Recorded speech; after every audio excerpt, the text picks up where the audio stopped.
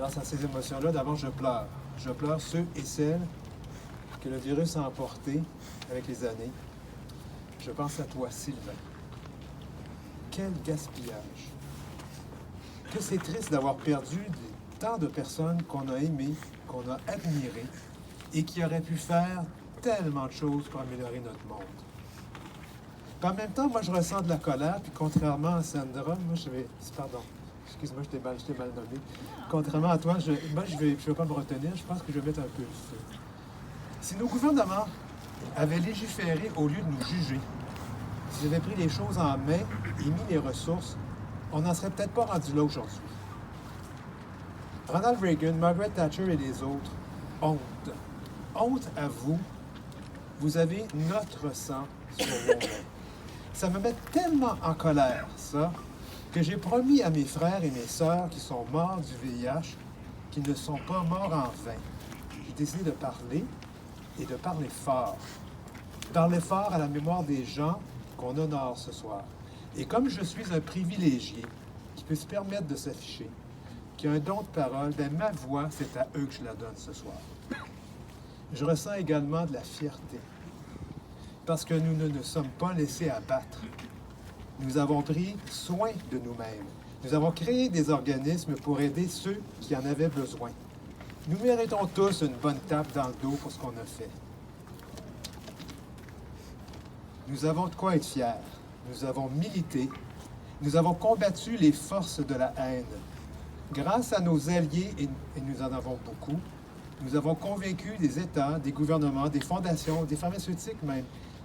Et si je peux être là ce soir, si plusieurs d'entre nous peuvent être là ce soir, c'est parce que notre militantisme a fait que des médicaments nous permettent désormais de vivre normalement. Du moins en Occident, c'est pas la même chose ailleurs. Oui, on peut bien vivre avec le VIH. On peut bien vivre avec le VIH, on peut même contribuer au mieux-être de la société comme tout le monde. Et on peut être heureux, puis on peut être amoureux.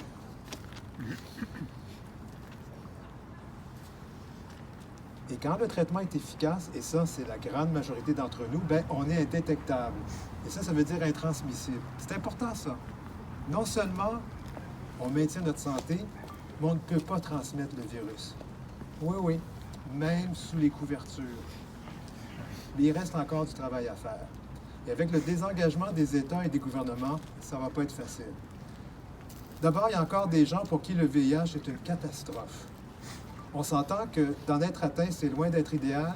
Bien, pour certains, là, je parle ici des personnes qui ont des circonstances économiques difficiles ou qui vivent dans des contextes sociaux et culturels pas très ouverts ou qui composent avec d'autres problèmes de santé ou de santé mentale et physique.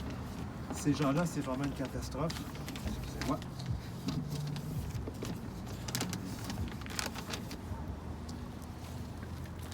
Alors, pour eux, c'est pas simple. C'est même parfois le VIH, la fin du monde. Ceux-là, ils ont besoin de notre aide, puis il ne faut pas les oublier. Je sais qu'il y a peut-être des politiciens ici dans la salle, j'espère dans le groupe, j'espère, oui, qu'il y en a quelques-uns, sinon on va leur dire, bien, comprenez-moi bien, c'est pas parce qu'on ne meurt pas du VIH que c'est plus important, que ça compte plus. Fait que là, sortez vos chèques, ça presse. Puis les politiques, là, il y a autre chose à changer, la criminalisation. Franchement, là, ça me gosse.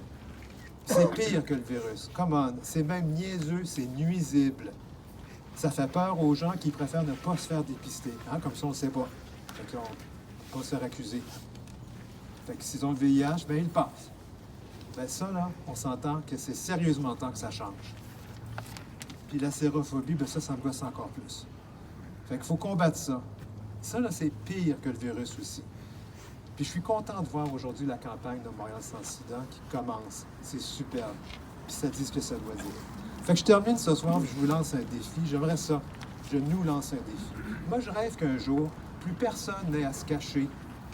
J'aimerais ça qu'à compter de cette année, à chaque année, des personnes vivant avec le VIH qui se sentent capables de faire se dévoilent. Un peu comme on l'a fait avec la journée du coming out en novembre. Vous vous rappelez de ça? Hein? Les gens de la diversité sexuelle et de genre, au début, c'était 1, 2, 3, puis c'est devenu gros. Ce serait le fun qu'on fasse ça.